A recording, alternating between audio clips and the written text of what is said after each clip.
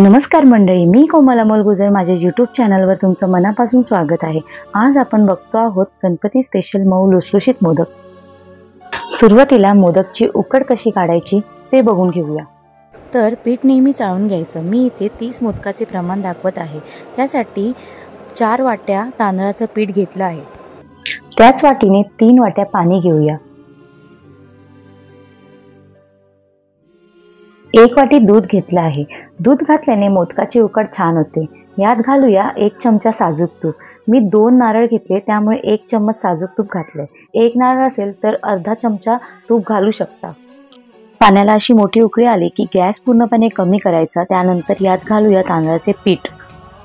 सर्व पीठ घालून चमच्याच्या साहाय्याने मिक्स करून घ्यायचे।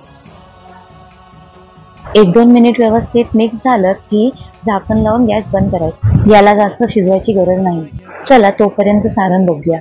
आता कढई गॅसवर ठेवून 2 वाटी गूळ घेतला आहे।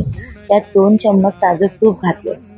मोदकासाठी डार्क रंगाचा गूळ घेऊ नका, नाहीतर सारण खूप काळपट दिसतं। नंतर गॅसवर गूळ वितळून घेतले। 2-3 मिनिटं गूळ चांगले वितळून घ्यावे। उरलेला गूळ सुद्धा इथे मी घालत आहे आणि चमच्याच्या साहाय्याने चांगला मिक्स करून वितळून घेत आहे। 2-3 मिनिटांमध्ये गूळ वितळला की यात 4 वाट्या खोवलेलं ओलं खोबरं घातलं व सतत मिक्स करत राहायचं। मिक्स करताना पातेल्याला चिटकू नये याची काळजी घ्यावी।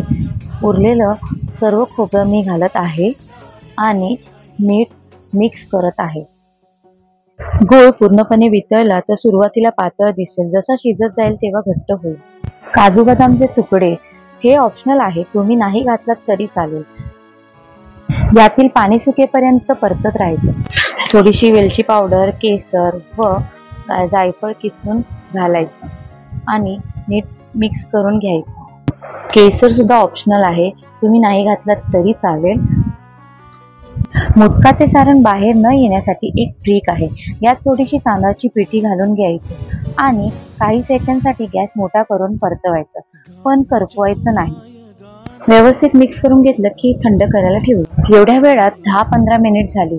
पिठाला छान वाफ बसली आहे। पीठ अजून गरम आहे, परातीत काढून मळून घेऊया। उकड थोडीशी गरम असतानाच मळून घ्यायची, खूप पाणी घ्यायचं नाही। पाण्यात हात बुडवायचं आणि पीठ मळायचं।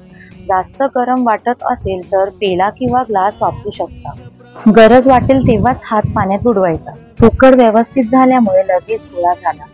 जोर लावत व्यवस्थित मळून घेतलं। थोडं थोडं पीठ मळून घ्यायचं व गोळे तयार करून घ्यायचे। अशा प्रकारे चांगलं मळून घेतल्यामुळे मोदकाच्या पाऱ्या चांगल्या येतात। शेवटी थोडंसं हातावर तूप घेऊन परत मळायचं। मऊसूत उकड झाली आहे। मोदकचं सारण व पारीचं पीठ हे पूर्णपणे थंड झालं पाहिजे। तुमच्याकडे वेळ असेल तर पीठ अर्धा तास तरी झाकून ठेवायचं। अर्धा तासानंतर सारण नीट मिक्स करून घ्यायचं। पिठाचे छोटे छोटे गोळे करून घ्यायचे। राहिलेलं पीठ झाकून ठेवायचं। मोदक बनवायला घेऊया। पिठाचा गोळा घेऊन कोरड्या तांदळाच्या पिठात किंवा तुपाच्या हाताने याप्रमाणे पारी करून घ्यायची। पारी करताना खूप जाड ठेवायची नाही। याप्रमाणे बोटांनी पातळ पारी करायची, मध्ये थोडीशी जाड ठेवायची। मोदक वाफवल्यानंतर तळाला फाटणार नाही। पारीच्या मधोमध सारण घेऊन याप्रमाणे बोटाने चिमटी काढून पाकळ्या तयार करायच्या।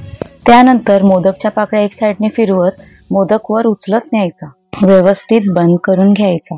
चाळणीला तेल लावून त्यावर हळदीचं पान ठेवून घ्यायचं।